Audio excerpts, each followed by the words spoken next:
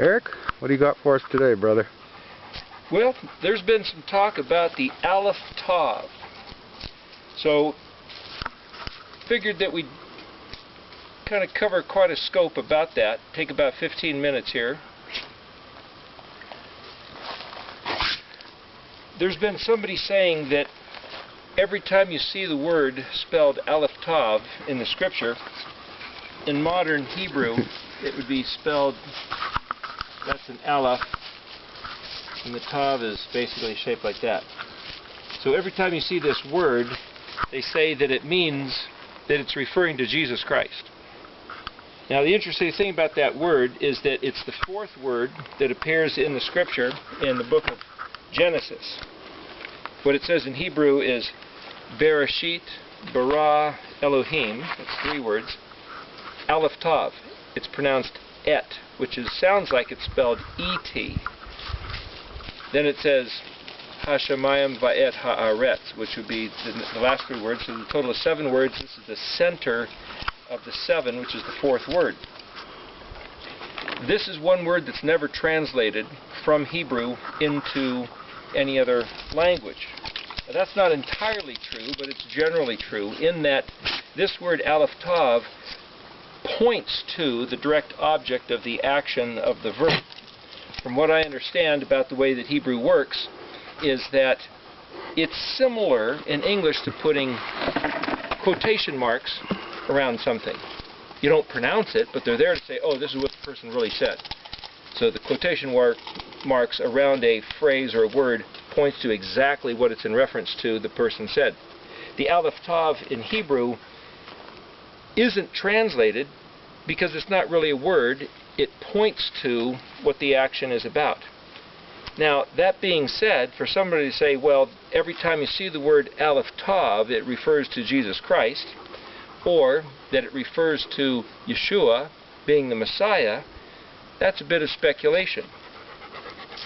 Now, where this comes from is that, like I say, this word Aleph Tav is never translated, but there is a word spelled Aleph Tav, and it's the word that, according to Ernest Klein's Etymological Dictionary, published by Carta Jerusalem, that we've mentioned before, it means a plowshare.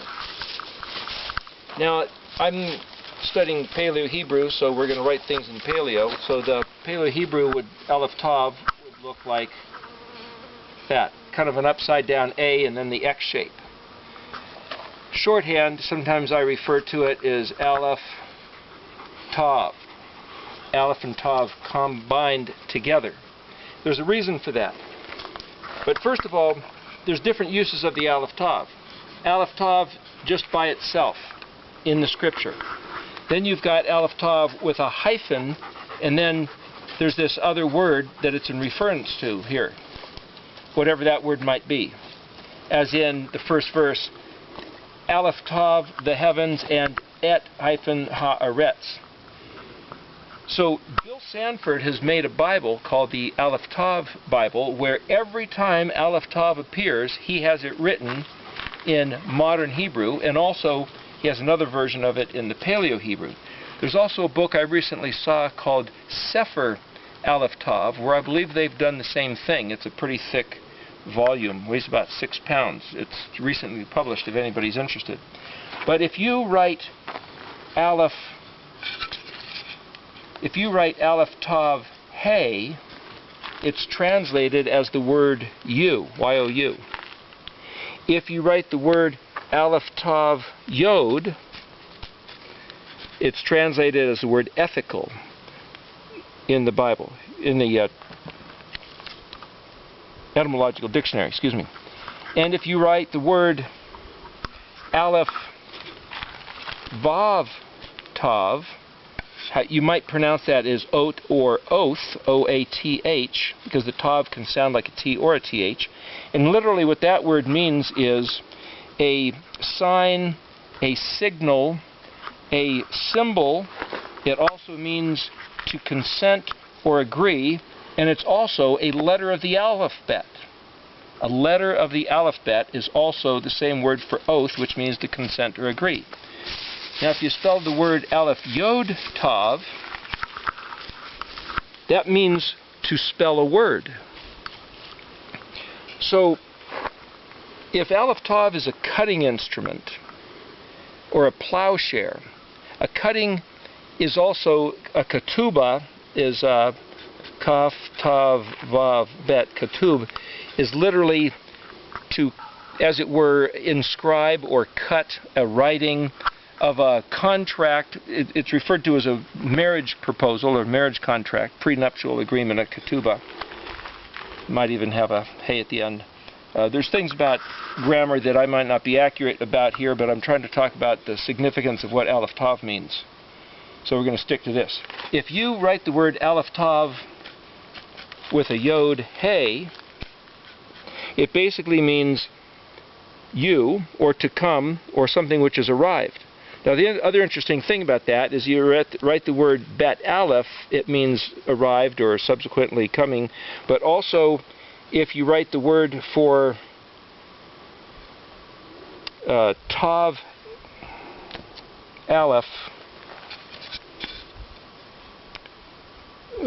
here, Tav Aleph is to come, or to put something in a cell or a compartment or a box, like a theater box. What I'm saying is that there's a bunch of similarities here. The other interesting thing about the Aleph in Paleo is that it's drawn kind of like an ox head. Like there's his nose, and there might be his ears and his horns, his eyeballs. That's where we get the letter A shape. A, and then it turned Latin and English turned upside down in Greek to the letter A. But the other interesting thing about that is that the word spelled Tav Aleph Vav, I believe it is. Excuse me, Tav Aleph Vav would be buffalo. So what I'm trying to show you is the relationships between Aleph and Tav are very similar. Whether it's Aleph Tav or Tav Aleph meaning to arrive, and an ox head being an Aleph, and the word spelled Tau meaning buffalo. The other interesting thing about the Tav as a shape, at the end of a contract, or it's a mark or a sign when you've come to the end of something. When people say Aleph and Tav, it sounds like they're saying A-L-E-P-H or A-L-E-F, Aleph. The F and the PH is a phonetic English thing. It's the same thing in Hebrew, which is Aleph, Lamed, Pei. And the word Tav, T-A-V, some people write as T-A-W or T-A-U, Ta, or Tau, which is why I said that also means buffalo, which is very similar to the Aleph. So in showing you the difference between the Aleph and the Vav, I'll now show you the way that I regard the Aleph Tav as per the Scripture.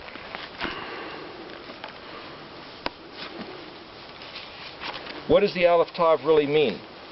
In Ezekiel 22, verse 14, it says, I am Yahweh, I have spoken, and I shall carry it out. In Jeremiah 31,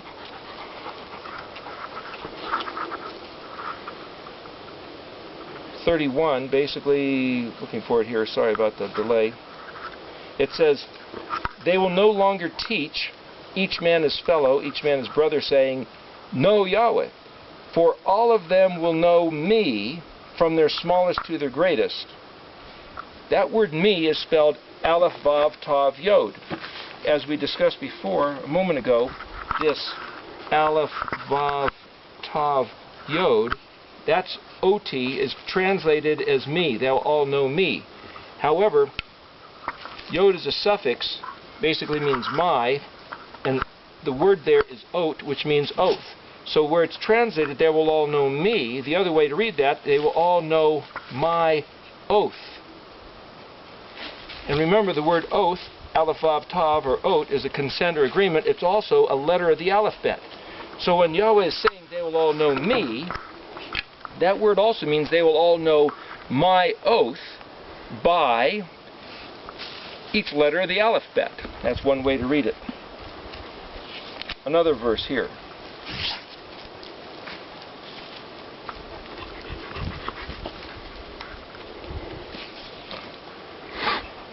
Isaiah 55:11.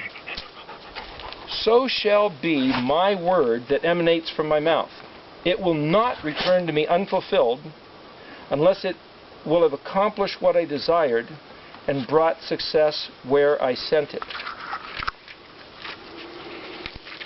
There's another verse here. Isaiah 14:24. Yahweh Zavot has sworn, saying, surely as I have conceived, so shall it come about. As I have devised, so shall it be established. Here's the point. I was reading that one day and realized these words that I just read to you, Yahweh had a plan, that He determined something. That's having an Aleph.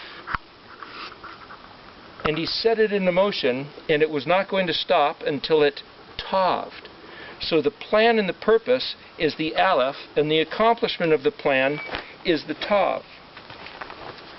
There are some people out there that may disagree with me, but just so you know, that's what this particular study is about the meaning of the Aleph and tav. That Yahweh had a plan, and He's going to do the plan until it's accomplished and fulfilled, and then it comes to its end. And it's all about this. Jeremiah 3, verse 13.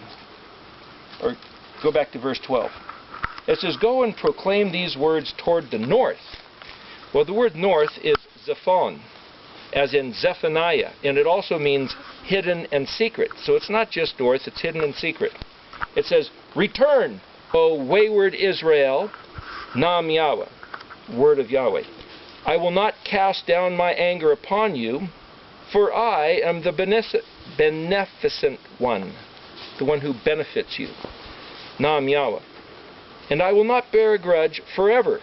But you must recognize your sin, that you have rebelled against Yahweh your Elohim, and that you have spread out your ways to seek strange gods under every leafy tree, and you did not heed my voice. Nam Yahweh. Every time that word Nam Yahweh, it means the word of Yahweh. This is what He has declared. N-A-M, or Nun Aleph Mem.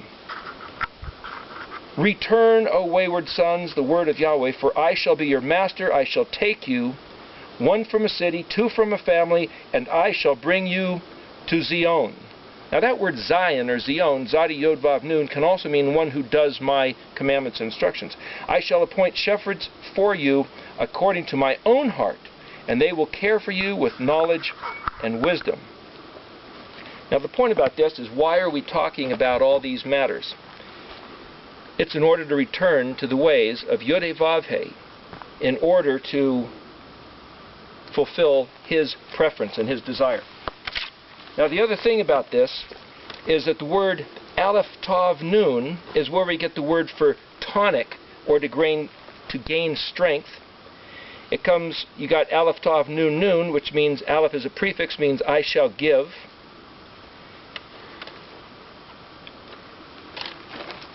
If Yahweh made a plan, and it's Aleph, and it finishes at Tav, there's the mark, it means to establish a boundary.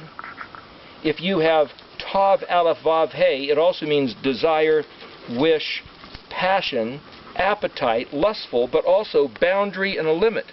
So Tav Aleph has to do with the limit of Aleph Tav, the thing that He intended to put forth. I'm showing you a play on the opposite spelling of the word Aleph Tav here. But here's the bottom line. Yahweh had a desire. The Creator put everything that He made into existence because He wanted to do something, accomplish something, and relate to His creation. So He sets it in motion, Aleph, like yoking up an ox and having it plow this furrow until it gets to the mark at the end of the furrow, which is the Tav. Well, everything between the Aleph and Tav is the Hebrew alphabet. Therefore, the meaning of every one of the letters, from Aleph to Bet, Gimel, Dalet, He, Vav, Zion, Het, Tet, Yod, Kaf, Lamed, Mem, Nun, Samach, Ayin, Pei, Zadi, Kuf, Resh, Shin, Tav. The meaning of all these letters is how He's going to play out His purpose and desire until it reaches the limit and the boundary of all that He set forth to do. Now that being the case, the Word that was made flesh and dwelt among us, that was Elohim and that was with Elohim, as referenced in John chapter 1 verse 1, this is a bit of a riddle. What would be the Word? It's with Elohim. It is Elohim. All things were made through this word, but then that word became flesh and dwelt among us. I propose that the word is pronounced Abba Gada Havazachati Kalamana Sachafatz Karashta. That's the Hebrew alphabet, the 22 letters. And that word made flesh is the one we refer to as Yeshua HaMashiach, who himself in the book of Revelation, and speaking to his disciple John, said, I am the Aleph and the Tav, the first and the last, the beginning and the end, in which case he would say he is the one who fills up the true meaning of every one of these 22 letters. And that being the case, if someone says, oh, the Aleph and Tav, anywhere used in Scripture, is referring to Jesus Christ, that's not exactly true. Now, Nehemiah Gordon recently had a post where he was astounded and disturbed by anyone who would say that the Aleph and the Tav refers to either Yeshua or Jesus Christ. I have to agree with him in the sense that you can't just read the Aleph and the Tav and say, oh, that refers to Yeshua. But if you know what the 22 letters mean, you realize that everything between the Aleph and the Tav, which is the Creator's desire to express and accomplish, that's exactly who Yeshua is. He is the heart of the Creator in human form on display. He is the quintessential Israel man walking in the covenant with Yod-Heh-Vav-Heh and said to us, follow me, do as I do, heed my words, accomplish my commandments and my request, which is the expression of my heart. And so each one of us who wants to be in covenant with Yod-Heh-Vav-Heh, the 4 letters of his name, Yod-Heh-Vav-Heh, each one of us should walk as Yahushua walked and do as he did, which is walking out literally what each one of these 22 letters means. So when he says he's the beginning and the end, he is the Word made flesh. He is what every one of these 22 letters in their pure form, their perfect fullness of expression, what every one of these 22 letters is trying to say, the way he designed them from before creation, he is that expression that we can behold in the human form that he came down to walk the earth with. In that sense, you can look at the Aleph Tav and say, it doesn't just represent him, it represents everything he said, and everything he meant, and everything he wants us to regard, him being the fullness of the Father's expression. Good deal, Eric. Awesome. Let's have a quick look at that hat before we close this. That's the way to keep it on your mind, huh? In the back there, it says, it is written. That's from Michael Rood. All right, brother. Thanks. Shalom.